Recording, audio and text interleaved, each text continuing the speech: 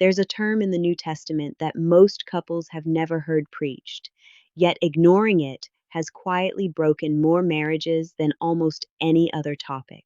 It's a heavy thought, but you're right. We're talking about due benevolence, which comes from Paul's writing in 1 Corinthians chapter 7. In plain language, it refers to the affection and physical intimacy that a husband and wife actually owe one another as a debt of love.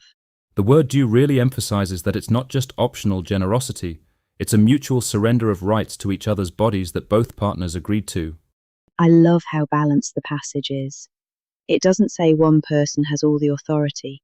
It says both have surrendered something to the other in a covenant. Exactly, and then Paul gives a very specific warning. He says not to withhold this from each other, except by mutual consent for a short spiritual season. And the reason he gives is so practical. It's to ensure that Satan doesn't tempt you because of a lack of self-control or incontinency. In our world today, marriages are stretched so thin. Between careers, kids, and phones, intimacy often gets pushed to the very bottom of the priority list. It's rarely out of malice, though. Usually it's just exhaustion or unresolved arguments that lead to a couple quietly withdrawing from one another. But that gap, even if it's unintentional, becomes fertile ground for temptation. Most stories of adultery don't start with a scandal. They start with this quiet distance. It's like preventative medicine.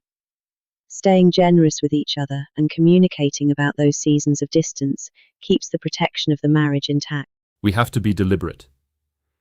If you need a break for prayer or rest, talk about it together rather than just checking out and leaving your spouse guessing. Right, because a marriage that stays close rarely goes looking elsewhere. It's about guarding something precious with attention instead of letting neglect take over. It's God's design for knitting two people so tightly together that there's simply no room for the enemy to slip in between them. If you felt that drift, let this be the prompt to talk and pray together. Thanks for joining me today to explore this life-changing scripture.